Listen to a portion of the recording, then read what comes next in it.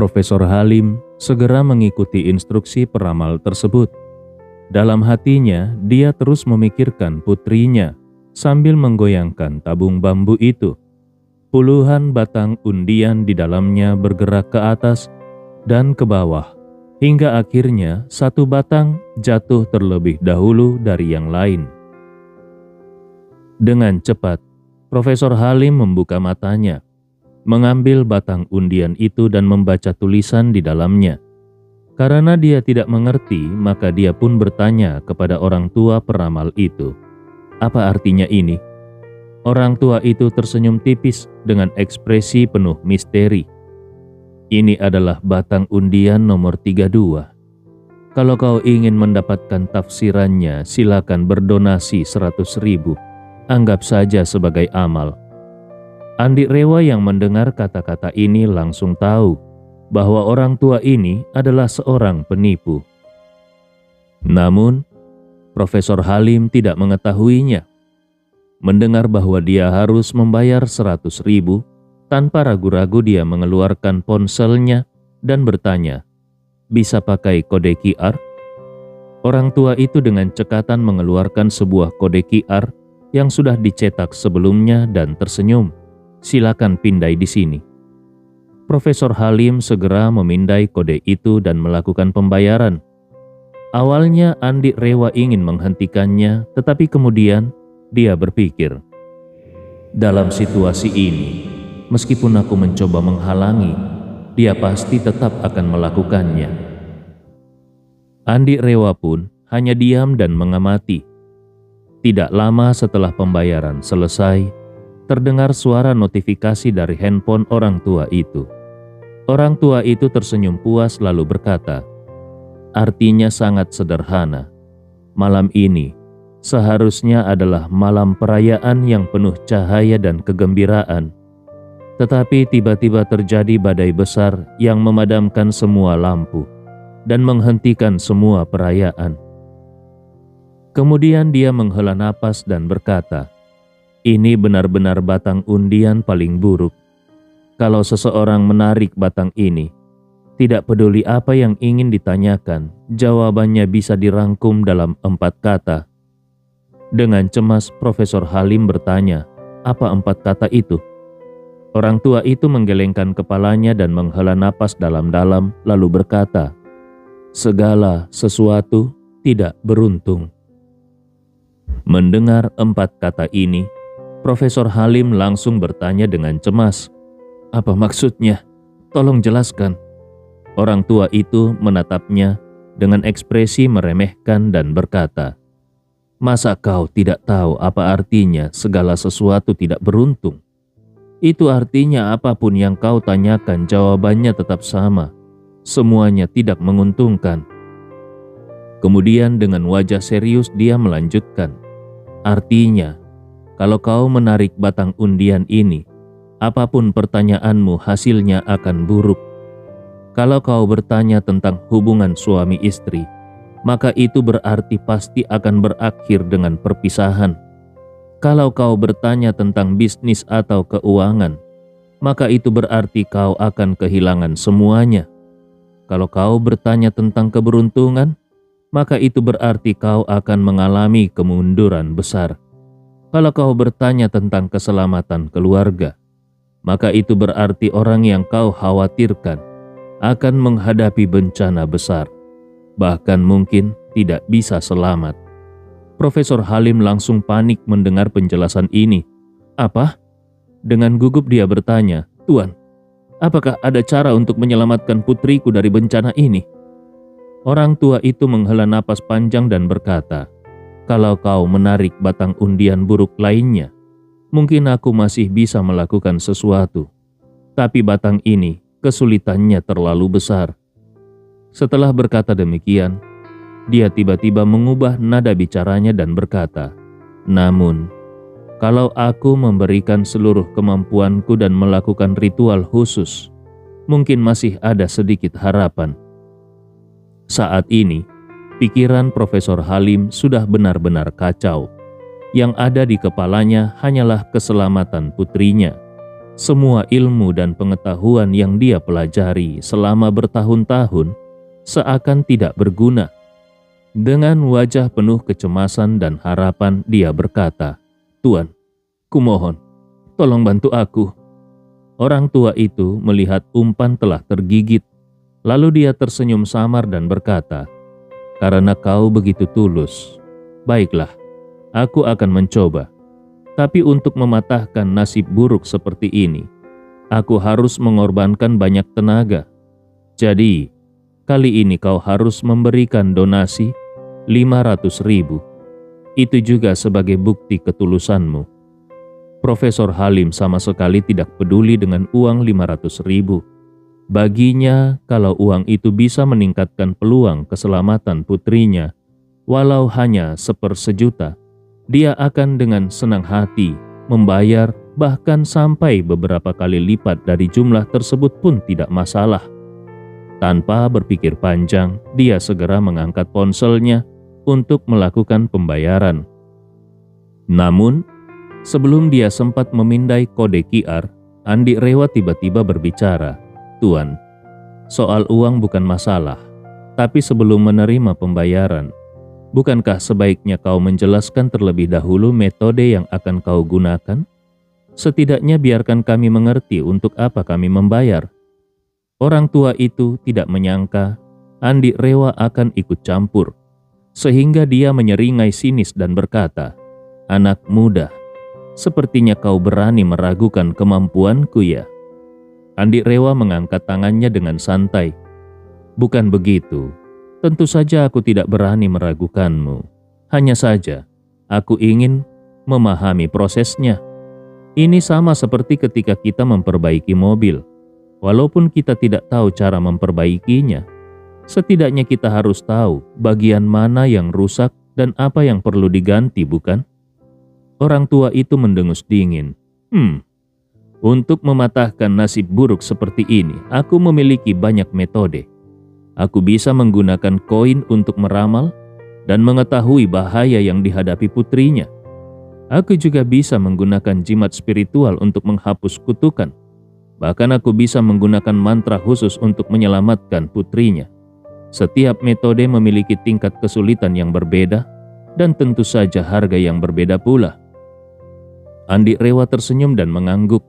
Kemudian dia berkata, "Bagaimana kalau begini? Kau coba dulu meramal sesuatu. Kalau hasilnya bagus, aku akan membayarmu 1 juta. Orang tua itu langsung berkata, "Baik, aku akan menunjukkan kemampuanku." Setelah berkata demikian, dia mengeluarkan seuntai koin tembaga dari sakunya. Koin itu terdiri dari 5 koin dari berbagai negara yang berbeda. Setelah itu dia melepaskan tali merah, menggenggam 5 koin tembaga di telapak tangannya, mengguncangnya beberapa saat, lalu berkata dengan suara dingin, "Anak muda, perhatikan baik-baik."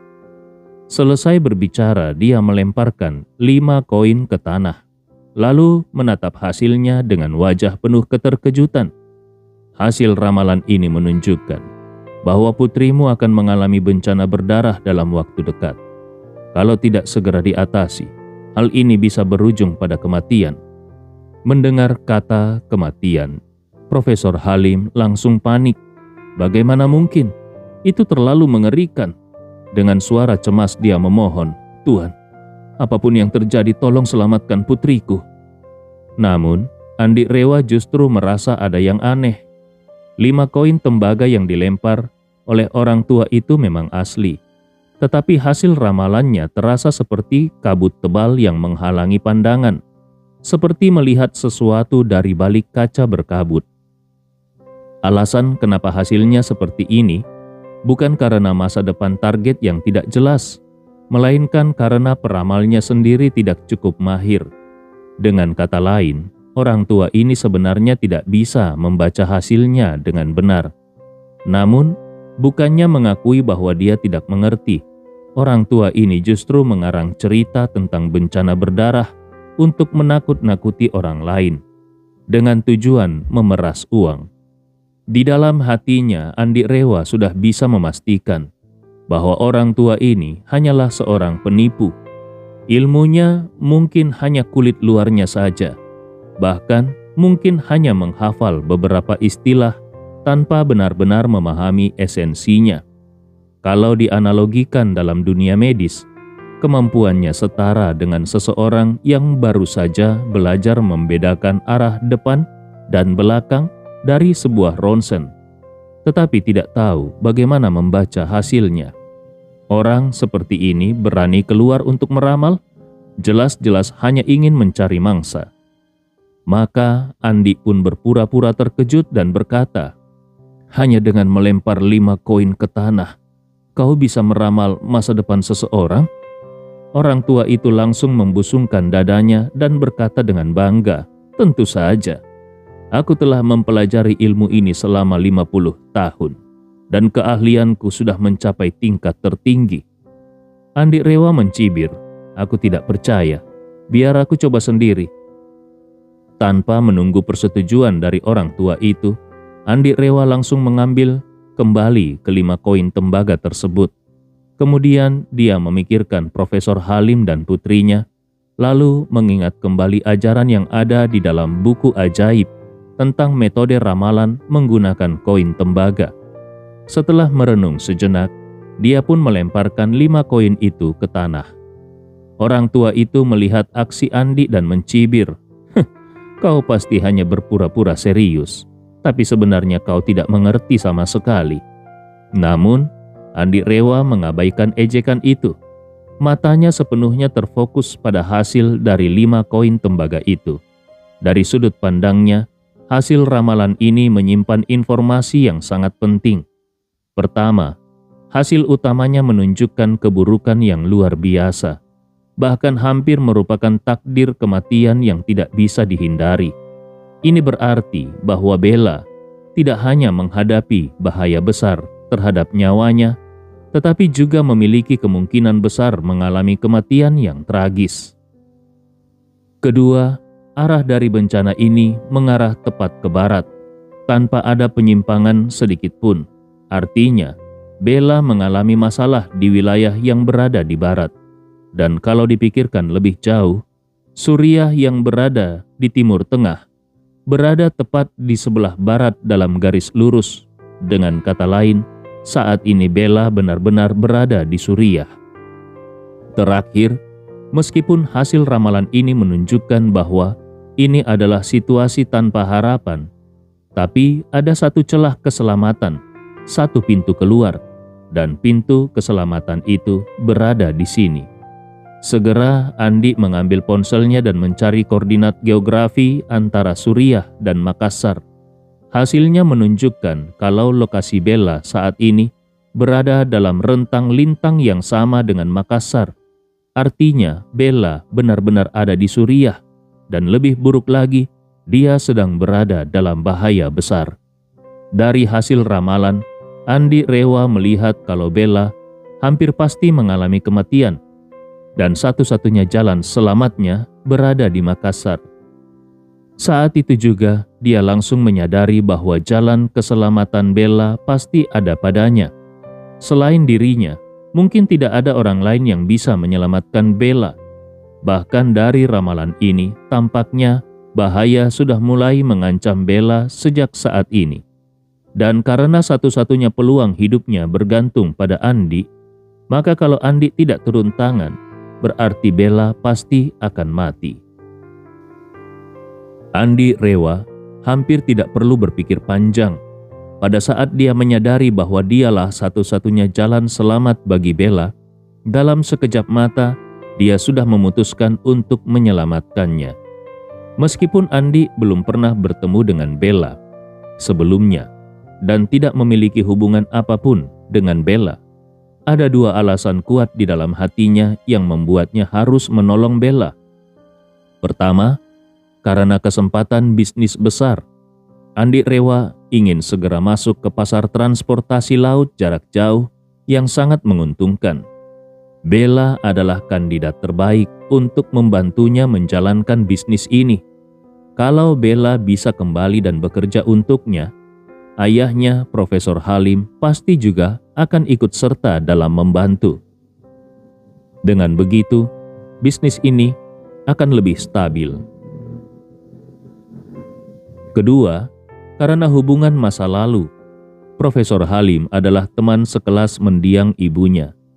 Setelah orang tuanya mengalami kecelakaan, Profesor Halim pernah berusaha keras mencari keberadaan Andi.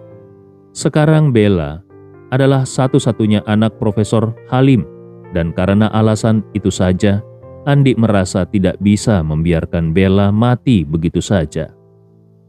Namun satu hal yang membuatnya khawatir adalah bagaimana cara menyelamatkan Bella. Saat ini Bella berada di Suriah, dan Andi sama sekali tidak tahu lokasi spesifiknya. Ramalan memang bisa menunjukkan perkiraan arah, tetapi untuk menemukan seseorang dengan tepat, akurasinya masih kurang. Tidak mungkin hanya mengandalkan ramalan untuk langsung mengetahui lokasi pastinya. Saat memikirkan hal ini, Andi tiba-tiba mendapatkan ide.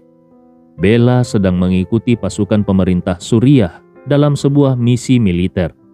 Itu berarti Bella dan timnya dilindungi oleh tentara pemerintah. Kalau ada bahaya besar yang mengancam Bella, maka kemungkinan besar operasi militer ini akan gagal, dan itu akan membahayakan dirinya serta orang-orang di sekitarnya. Kalau begitu, Andi Rewa harus lebih memperhatikan perkembangan situasi di Suriah dan terus memantau berita terbaru. Mungkin dalam waktu dekat akan ada berita tentang kekalahan pasukan pemerintah Suriah dalam operasi ini.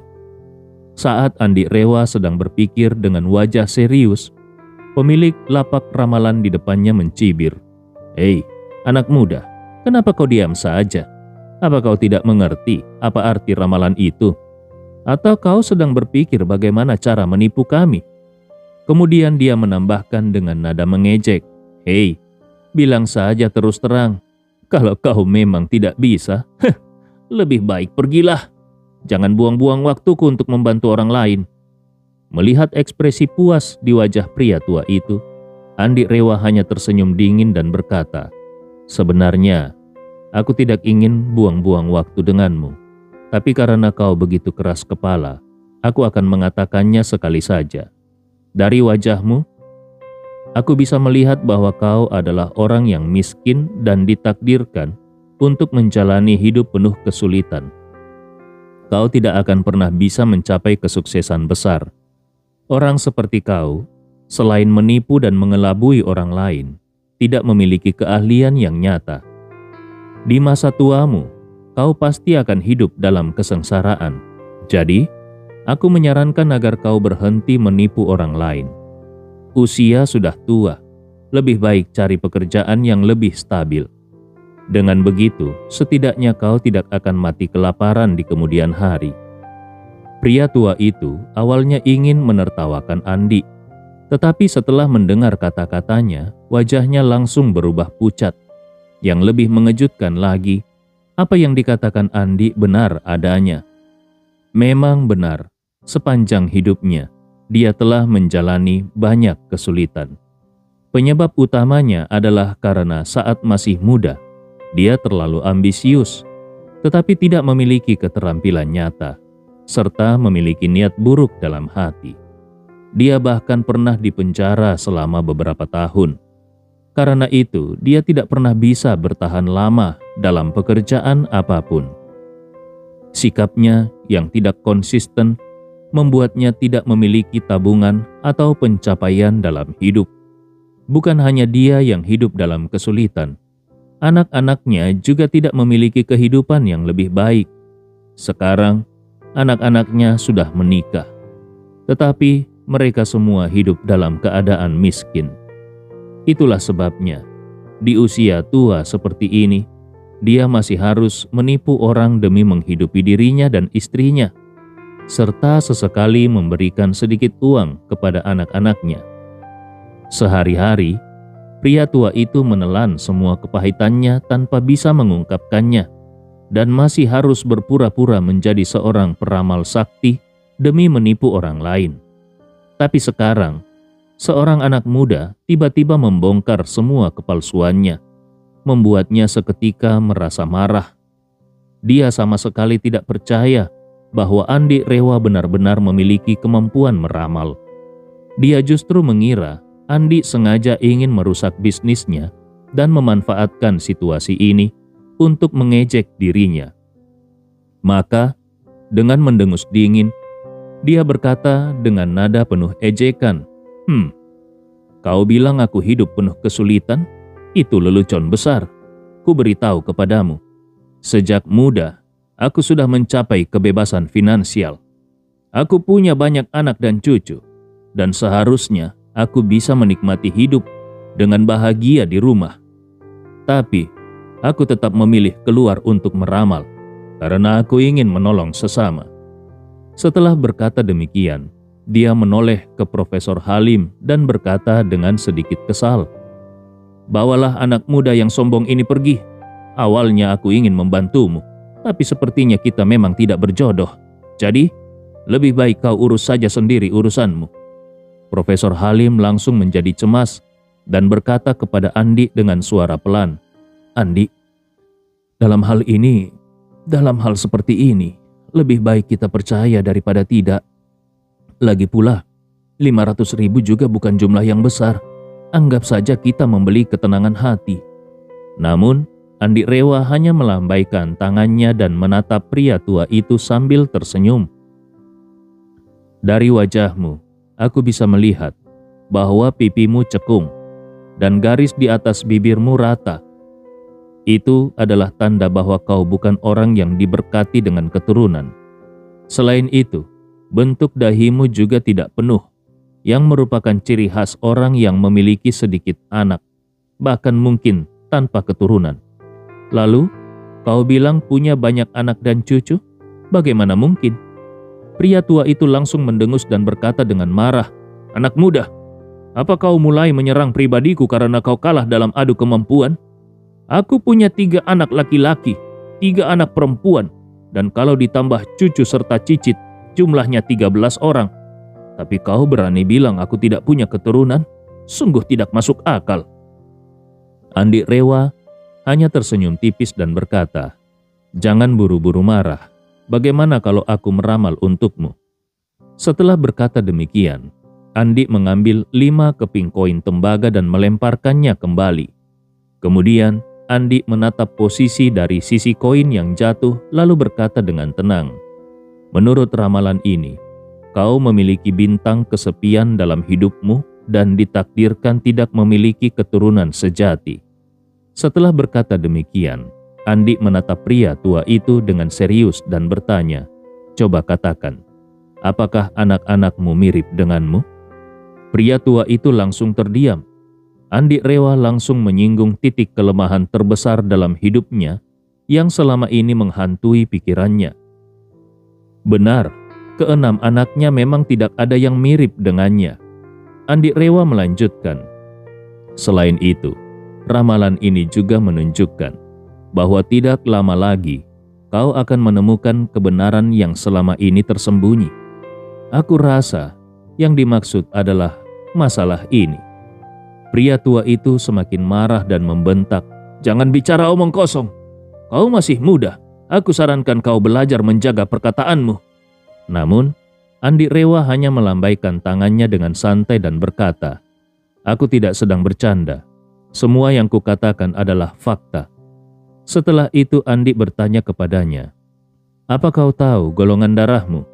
Pria tua itu spontan menjawab, "Tentu saja. Aku bergolongan darah AB." Andi mengangguk dan bertanya lagi, "Lalu, bagaimana dengan golongan darah istrimu?" Pria tua itu menjawab, "Dia bergolongan darah O. Kenapa? Apa yang ingin kau katakan?" Andi kemudian bertanya lagi, "Apakah kau tahu golongan darah salah satu anakmu?" Pria tua itu menjawab dengan bangga, "Anak sulungku juga AB, sama sepertiku. Itu berarti dia anak kandungku." Mendengar itu, Profesor Halim yang berdiri di samping langsung terkejut dan berkata dengan wajah penuh keterkejutan, "Tunggu, istrimu bergolongan darah O dan kau bergolongan darah AB, tapi anak sulungmu juga bergolongan darah AB?" Pria tua itu mendengus, "Tentu saja, golongan darahnya sama denganku. Tentu saja dia anak kandungku."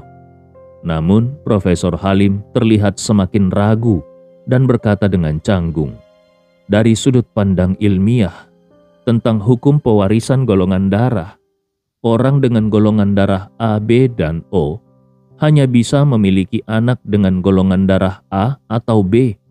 Mereka tidak mungkin memiliki anak dengan golongan darah O atau AB."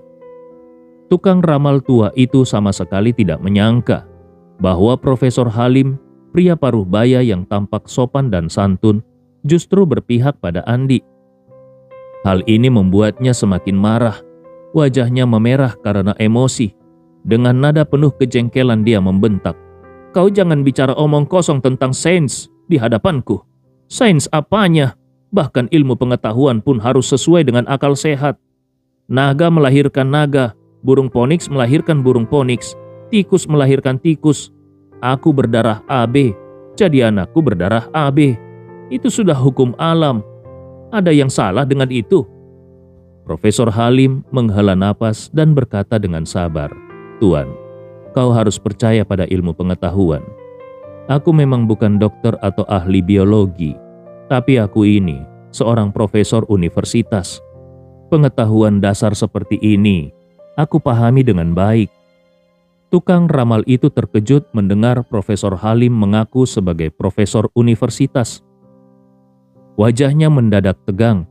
Hatinya mulai merasa ada yang tidak beres.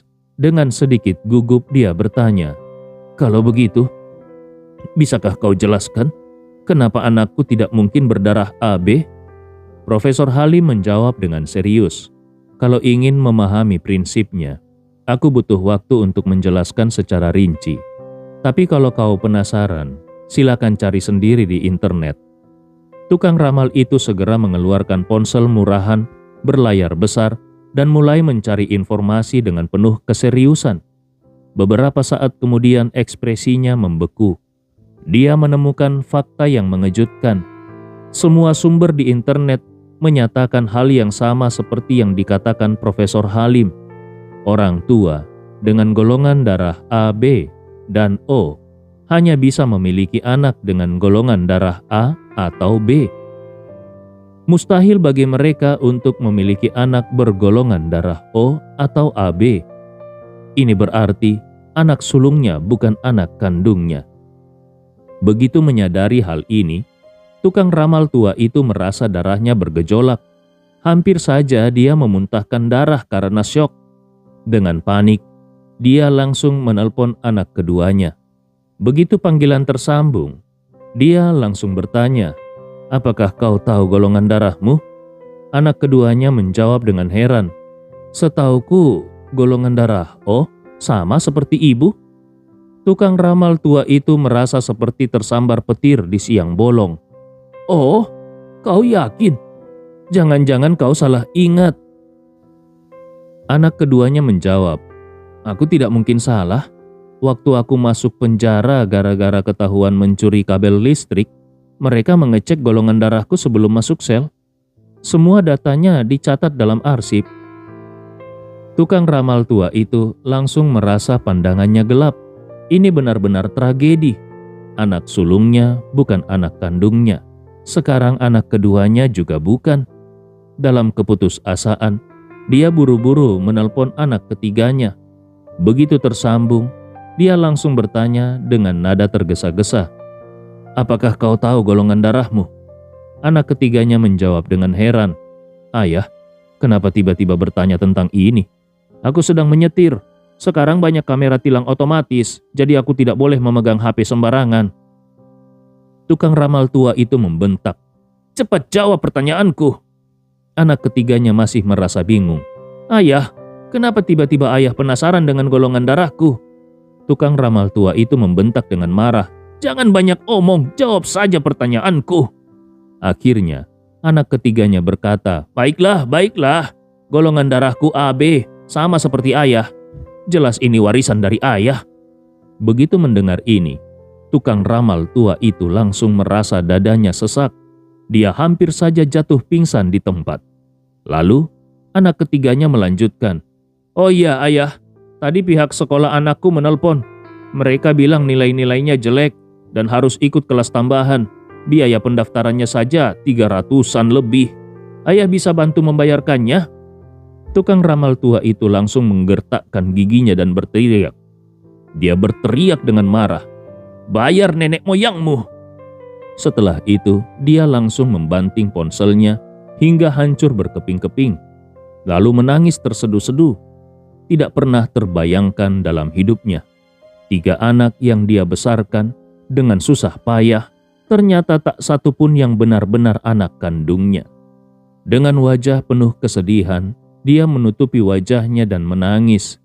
"Dosa apa yang telah kulakukan seumur hidupku? Aku banting tulang seumur hidup hanya untuk membesarkan anak orang lain, bahkan membesarkan cucu orang lain." Tiba-tiba, tubuh si peramal tua itu melemas. Dia tergeletak di tanah, menangis meraung-raung seperti anak kecil. Profesor Halim sampai tertegun. Awalnya dia mengira Andi hanya ingin mempermainkan pria tua itu. Namun ternyata kata-kata Andi benar-benar menjadi kenyataan. Dengan cemas, Profesor Halim bertanya, "Andi, ada apa ini?" Andi hanya mengangkat bahunya tanpa daya. "Ya, memang begitulah keadaannya. Dari raut wajah dan perhitunganku, seharusnya dia tidak punya anak. Tapi ternyata dia malah punya 3. Jelas ini ada yang tidak beres. Sekarang semuanya sudah terungkap. Ternyata dia memang tidak punya anak kandung." Profesor Halim tidak bisa menahan rasa kekagumannya. Apakah meramal wajah dan membaca peruntungan benar-benar bisa seakurat ini? Ini luar biasa. Andi Rewa tertawa kecil. Lalu dia menarik Profesor Halim menjauh dari tempat itu sambil berbisik, "Paman, sejujurnya tadi aku hanya asal bicara untuk menggodanya. Aku sama sekali tidak menyangka. Dugaanku ternyata benar-benar tepat." Profesor Halim membelalakkan matanya dengan tidak percaya. "Apa? Kau bercanda bukan?"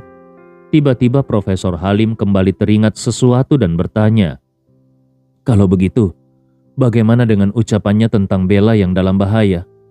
Andi Rewa melambaikan tangannya dengan santai. "Ah, itu hanya omong kosongnya saja. Jangan terlalu dipikirkan." Mendengar jawaban itu, Profesor Halim akhirnya bisa bernapas lega. Kini dia sadar bahwa si peramal tua itu memang tukang omong besar. Rasa cemasnya pun perlahan menghilang. Namun, Andi Rewa teringat pada ramalannya sendiri tadi.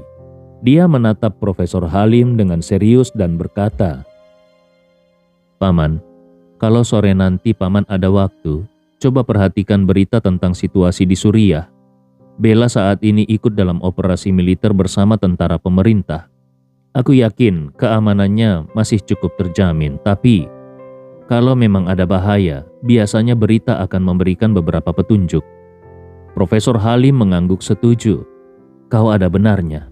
Aku akan lebih memperhatikan berita dari Suriah. Aku juga punya beberapa kenalan di dunia media, termasuk di perusahaan media besar. Seharusnya mereka punya wartawan perang yang bisa memberikan informasi terbaru." Andi Rewa segera berkata, "Kalau ada informasi apapun, tolong segera beritahu aku ya Paman." Kemudian Andi melihat jam tangannya lalu berkata, "Paman, sebaiknya Paman kembali ke kampus. Aku juga harus pergi sekarang." Sebelum pergi, Profesor Halim menunjuk ke arah si peramal tua yang masih menangis histeris di tanah dan bertanya dengan prihatin, "Lalu, bagaimana dengan pria tua itu?" Andi Rewa menghela napas. Aku juga tidak bisa berbuat apa-apa, Paman.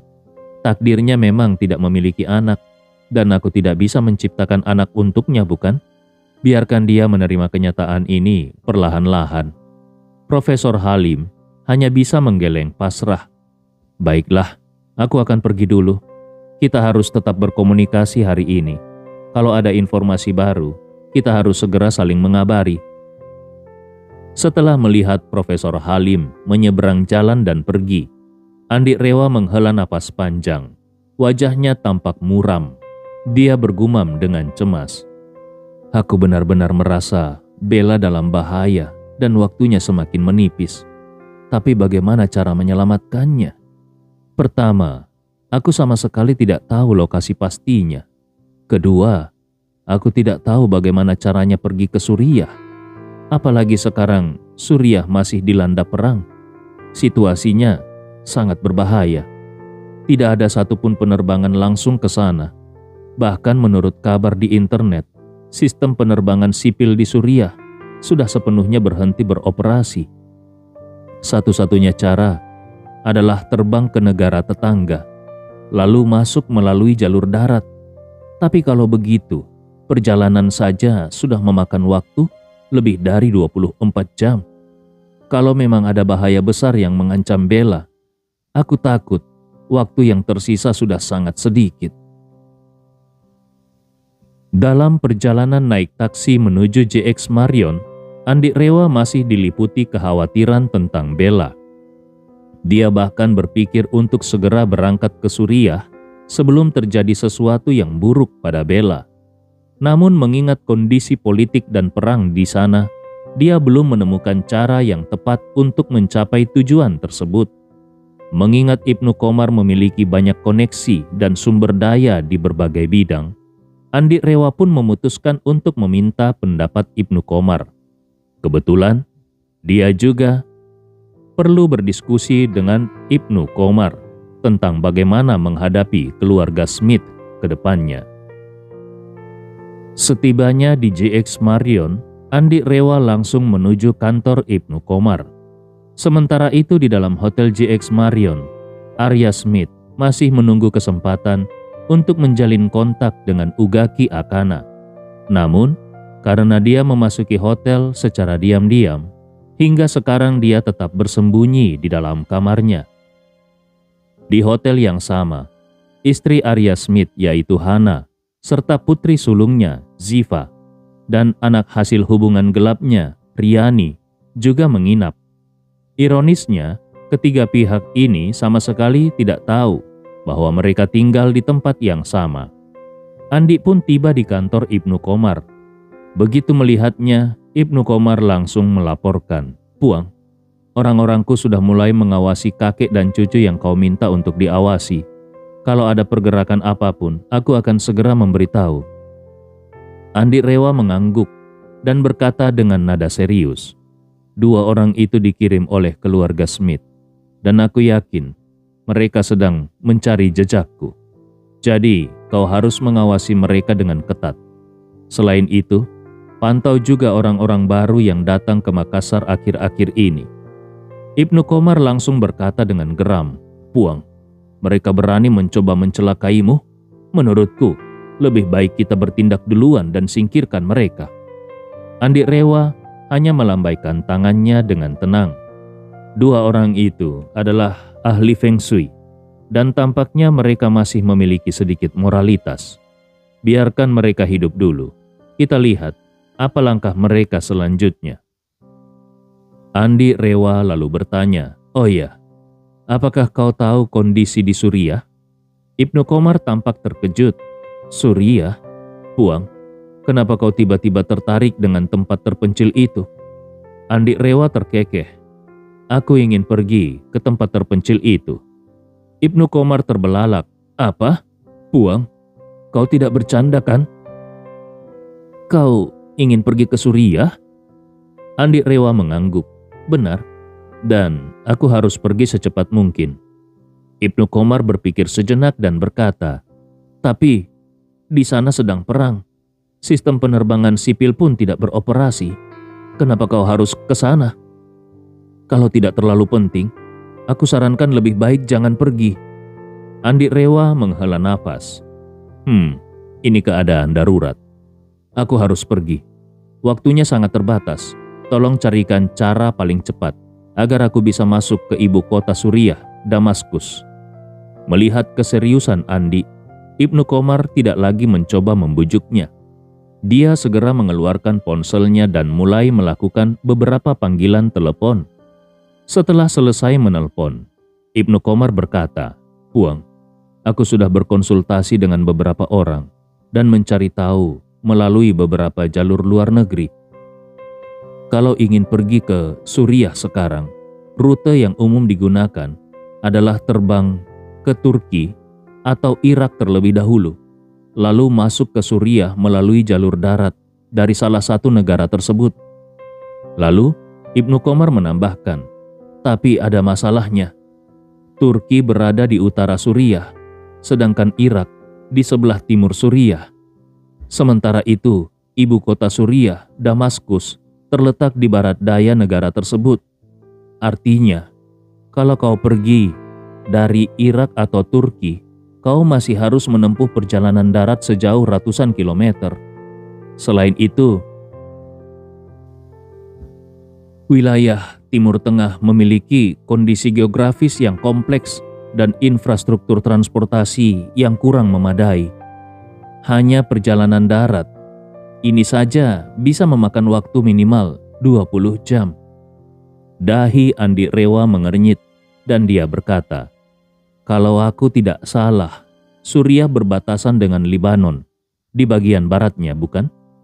Dan ibu kota kedua negara ini sangat dekat. Bahkan jaraknya kurang dari 100 km. Kalau aku terbang ke Libanon terlebih dahulu, lalu masuk ke Suriah dari sana, bukankah akan lebih mudah?" Ibnu Qomar mengangguk dan berkata, "Aku juga menanyakan tentang hal itu tadi. Secara teori, rute ini memang lebih dekat. Tapi masalahnya, kalau kita terbang ke Libanon dari dalam negeri, rute penerbangannya akan melintasi Suriah. Sekarang, Suriah sedang berperang antara pemerintah dan kelompok oposisi. Kedua pihak memiliki sistem pertahanan udara yang bisa menembak pesawat yang melintas. Jadi tidak ada maskapai yang berani terbang melewati wilayah udara Suriah, sehingga mereka harus menghindarinya dengan rute memutar. Karena jalur yang memutar ini, jarak penerbangan bertambah sekitar 2000 km. Dengan jarak sejauh itu, pesawat jet pribadi kita tidak bisa mencapai tujuan dalam sekali jalan dan harus berhenti untuk mengisi bahan bakar di tengah perjalanan. Proses ini termasuk mendarat, mengisi bahan bakar, dan pemeriksaan rutin yang bisa memakan waktu tambahan 1 hingga 2 jam. Selain itu, ada masalah besar lainnya. Libanon telah menutup perbatasannya dengan Suriah untuk menghindari dampak perang. Kalau kau ingin masuk ke Suriah dari Libanon, satu-satunya cara adalah menyeberangi perbatasan secara diam-diam. Andi Rewa mengangguk dan berkata dengan serius, "Meskipun harus menyelinap, jaraknya yang kurang dari 100 km, tetap jauh lebih cepat daripada rute lain." Ibnu Qomar buru-buru memperingatkan Puang, menyeberangi perbatasan secara ilegal itu sangat berbahaya. Kedua negara menjaga perbatasan dengan ketat, dan dalam situasi genting seperti ini, siapapun yang melintas secara ilegal bisa langsung ditembak. Selain itu, Suriah bukan hanya dikuasai oleh pemerintah, tapi juga oleh berbagai kelompok oposisi. Situasinya terlalu kacau, hampir mustahil untuk menyusup ke dalam. Andi Rewa mengibaskan tangannya dan berkata dengan tenang, "Itu bukan masalah. Aku punya cara untuk menyeberangi perbatasan." Namun, dia tetap merasa tidak puas. Yang jadi masalah utama adalah waktu tempuh yang terlalu lama. Seharusnya perjalanan ini memakan waktu sekitar 9 jam. Tapi karena harus memutar jalur, ditambah pemberhentian untuk mengisi bahan bakar, waktunya bertambah menjadi sekitar 13 sampai 14 jam. Padahal, nyawa seseorang sedang dipertaruhkan, dan aku takut kita tidak punya waktu sebanyak itu.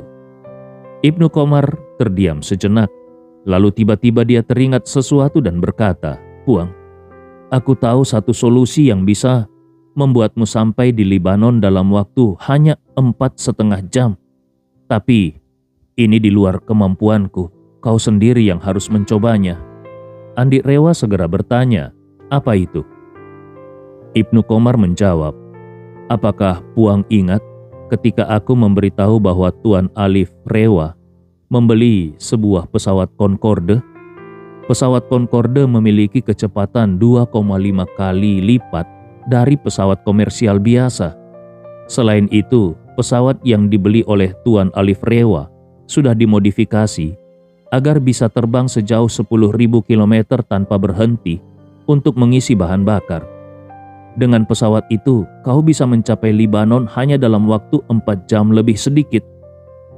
Pesawat Concorde dulunya adalah satu-satunya pesawat penumpang supersonik yang benar-benar beroperasi secara komersial di dunia. Bagi banyak anak muda saat itu, mereka mungkin sama sekali tidak mengenal pesawat ini. Namun tidak bisa disangkal kalau pesawat ini pernah menorehkan sejarah yang luar biasa dalam dunia penerbangan sipil. Pada tahun 1975, pesawat Concorde yang mampu mencapai kecepatan 2 kali kecepatan suara mulai beroperasi. Pada saat itu, orang-orang sudah bisa menikmati perjalanan dengan pesawat supersonik yang melaju hingga 2.150 km per jam. Sayangnya, meskipun pesawat ini sangat cepat, efisiensi bahan bakarnya sangat buruk. Oleh karena itu, seiring dengan datangnya krisis ekonomi serta kecelakaan penerbangan yang fatal, pesawat ini akhirnya berhenti beroperasi pada tahun 2003 dan menghilang dari dunia penerbangan komersial. Hingga hari ini, kebanyakan orang bahkan sudah melupakan keberadaannya. Namun beberapa unit pesawat ini masih terawat dengan sangat baik. Tak terkecuali, semua pesawat yang tersisa kini telah menjadi kendaraan pribadi bagi para miliarder kelas atas. Alif Rewa juga memiliki 1 unit pesawat Concorde. Pesawat Concorde miliknya dibeli dengan biaya yang sangat besar dan telah mengalami berbagai modifikasi serta perawatan. Hingga saat ini, biaya perawatan tahunannya masih mencapai jutaan dolar. Namun, meskipun Alif Rewa sudah menghabiskan banyak uang untuk pesawat ini, dia sendiri jarang menggunakannya. Bagi keluarga besar seperti keluarga Rewa, pesawat ini memiliki makna yang setara dengan senjata nuklir bagi sebuah negara. Bisa disimpan dalam jangka waktu bertahun-tahun atau bahkan puluhan tahun tanpa digunakan. Tetapi kalau suatu saat dibutuhkan untuk keperluan mendesak, pesawat ini bisa langsung dioperasikan. Oleh karena itu, Ibnu Qomar pun terpikir untuk menggunakan pesawat ini. Kalau Alif Rewa bersedia meminjamkan pesawat Concorde kepada Andi, maka perjalanan ke Suriah dalam waktu 4,5 jam bukanlah masalah sama sekali. Hanya saja, Alif Rewa sangat menyayangi pesawat ini. Selain dirinya sendiri, hampir tidak ada orang lain yang pernah menggunakannya, termasuk anak-anaknya sendiri. Sementara itu, Ibnu Qomar hanyalah perwakilan keluarga Rewa di Makassar, sehingga dia tidak memiliki kewenangan untuk menghubungi Alif Rewa secara langsung. Oleh karena itu, satu-satunya cara adalah Andi Rewa sendiri yang berbicara dengan kakeknya. Mendengar ide tersebut, Andi Rewa langsung merasa tercerahkan. Dengan penuh semangat dia berkata, "Kalau ada pesawat Concorde, maka perjalanan ini bisa menghemat waktu lebih dari setengahnya." Setelah mengatakan itu, dia segera mengeluarkan ponselnya dan berkata, "Aku akan segera menelponnya. Bagaimanapun juga, aku harus bisa meminjam pesawat itu." Ibnu Qomar merasa sedikit khawatir dan berkata, "Puang, kabarnya Tuan Alif Rewa sangat menyayangi pesawat itu. Hingga saat ini, dia belum pernah meminjamkannya kepada siapapun, bahkan keluarganya sendiri.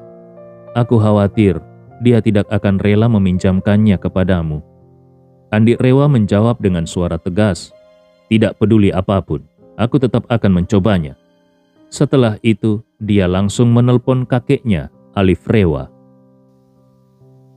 Teleponnya hanya berdering 2 kali sebelum langsung diangkat. Andi Rewa segera berkata, "Kakek, ini aku, Andi." Di ujung telepon, suara pria tua yang berwibawa terdengar. "Andi, kenapa tiba-tiba kau ingat menelpon kakek hari ini?" Andi Rewa langsung ke inti pembicaraan dan berkata, "Aku ada sesuatu yang ingin meminta bantuan kakek. Alif Rewa tanpa ragu menjawab, "Aduh, kenapa harus sungkan dengan kakek? Apapun yang bisa kakek bantu, pasti kakek tidak akan menolak." Andi pun berkata, "Aku ada urusan mendesak dan harus segera pergi ke Lebanon. Aku dengar kakek punya sebuah pesawat Concorde. Aku ingin meminjamnya." "Meminjam Concorde?" Alif Rewa langsung terdiam sesaat, lalu dia tertawa kecil dan berkata, "Andi, sebenarnya kalau kau butuh pesawat pribadi, kakek punya satu pesawat Boeing yang sangat mewah. Hanya untuk modifikasi interiornya saja, kakek sudah menghabiskan lebih dari 100 juta dolar. Bisa dibilang, itu adalah istana di udara.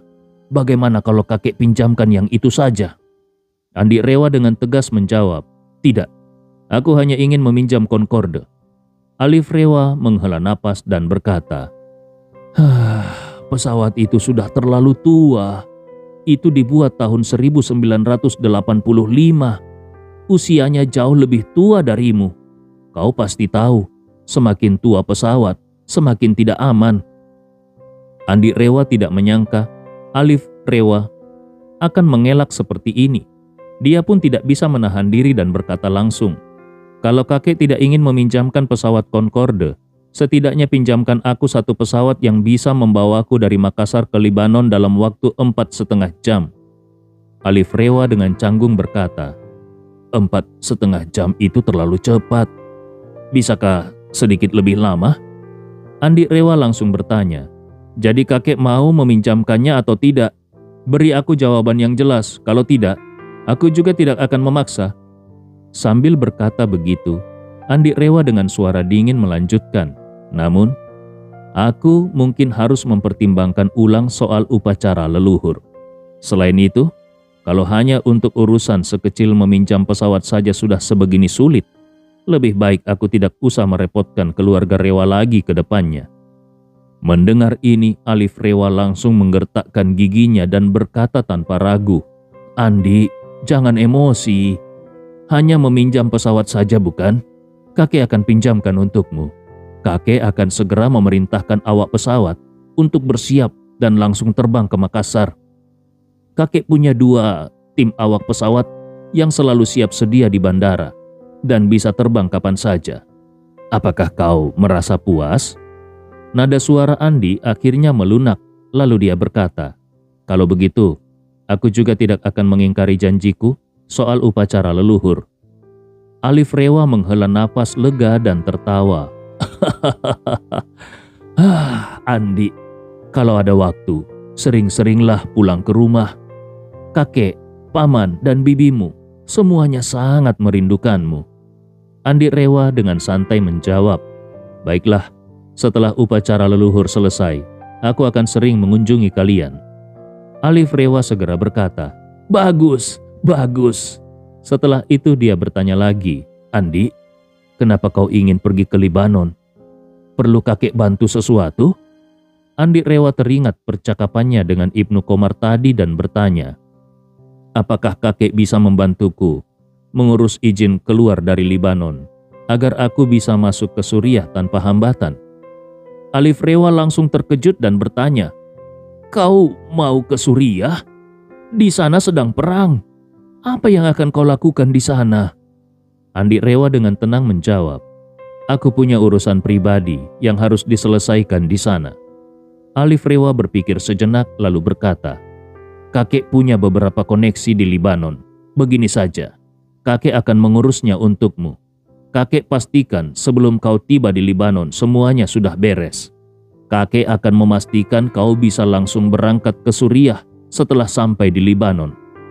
Dalam pandangan Alif Rewa, Andi Rewa adalah sosok yang sangat berharga. Jangankan kekuatan Andi yang luar biasa, hingga terasa agak misterius, hanya dengan mempertimbangkan pertunangannya dengan Mary Kalista, serta sikap tegas keluarga Gunawan dalam menjaga janji pernikahan, sudah cukup membuat Alif Rewa sangat menginginkan Andi Rewa kembali secara resmi ke keluarga Rewa. Mendapatkan uang dari bisnis itu membutuhkan waktu lama, tetapi kalau bisa menikah dengan pasangan yang tepat, kekayaan bisa bertambah ratusan miliar atau bahkan triliunan dalam semalam. Aldi Gunawan hanya memiliki satu putri, yaitu Mary Kalista. Jadi, semua orang tahu bahwa siapapun yang menikahinya akan otomatis mewarisi seluruh keluarga Gunawan. Alif Rewa sendiri sudah lama ingin melampaui keluarga Smith. Kalau Andi benar-benar menikahi Mary Kalista, maka kekuatan keseluruhan keluarga Rewa pasti akan melampaui keluarga Smith dengan selisih yang cukup besar. Selain itu, keluarga Smith saat ini terus mengalami kemunduran.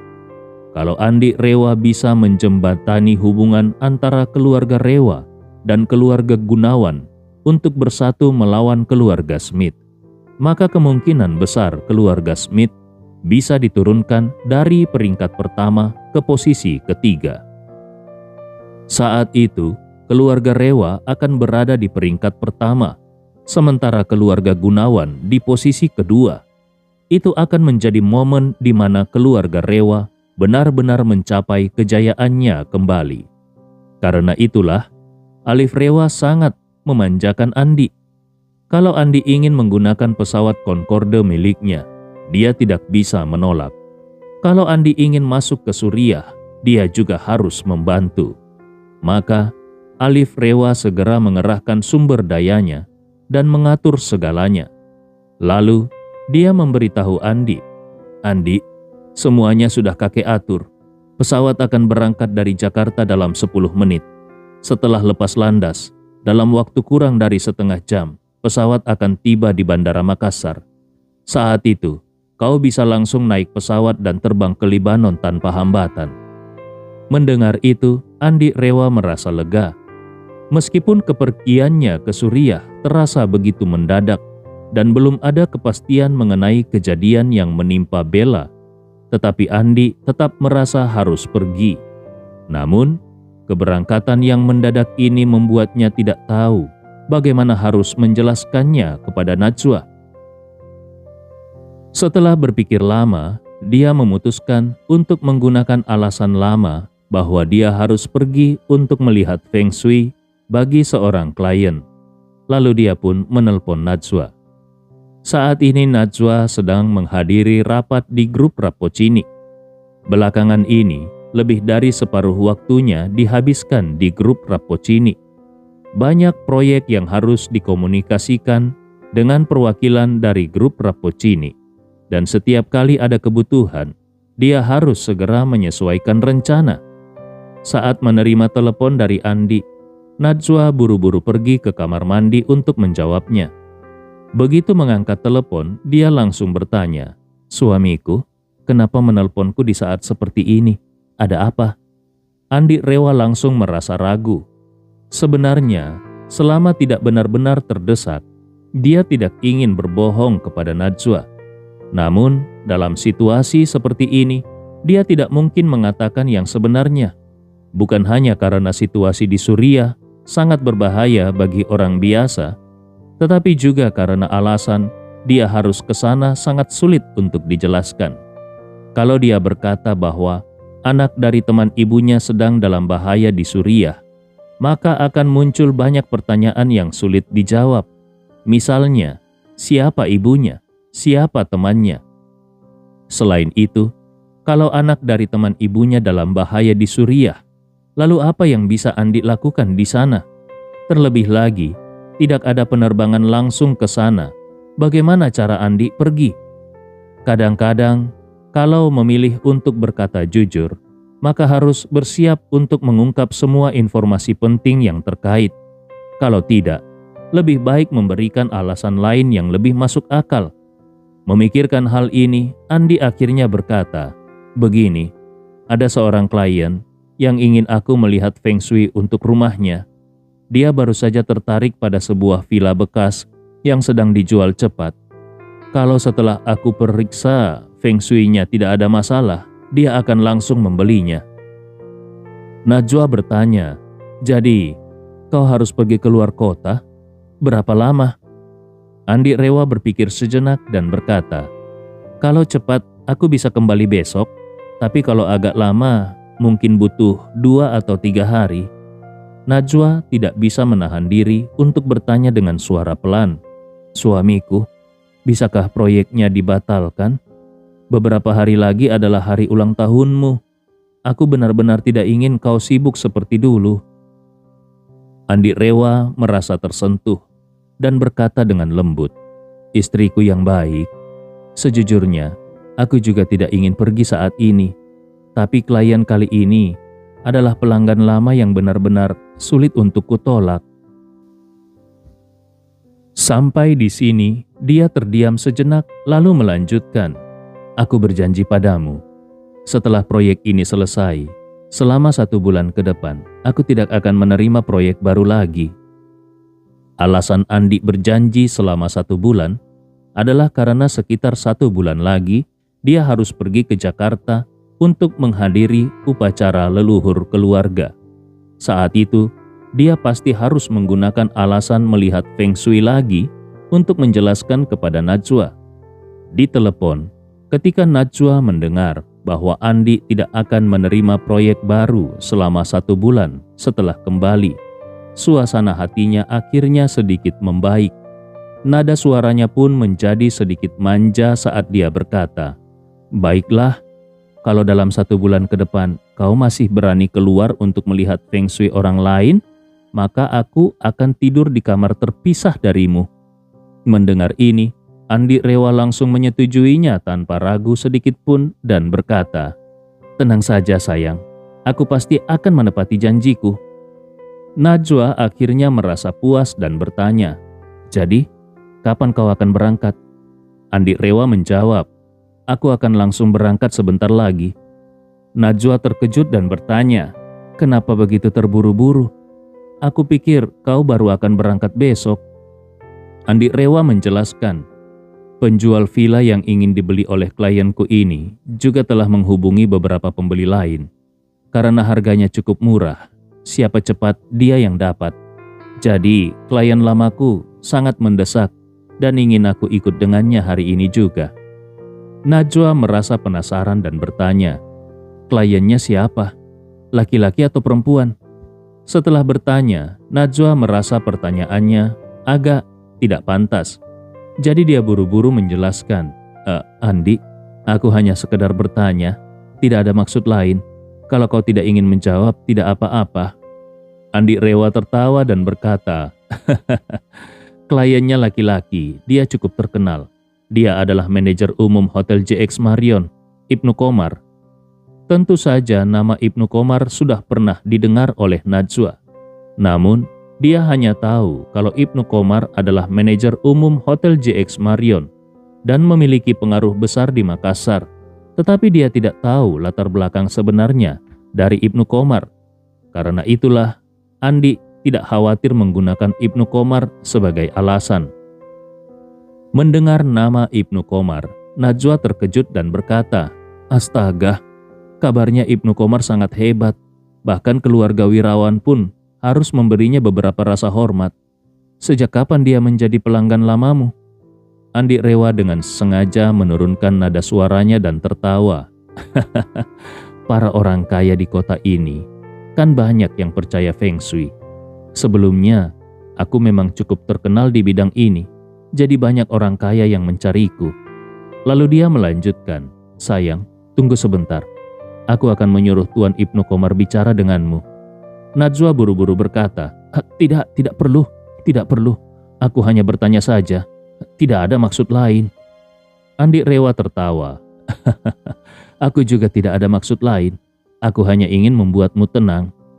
Setelah itu dia berkata kepada Ibnu Komar, "Tuan Ibnu Komar, tolong bicara sebentar dengan istriku."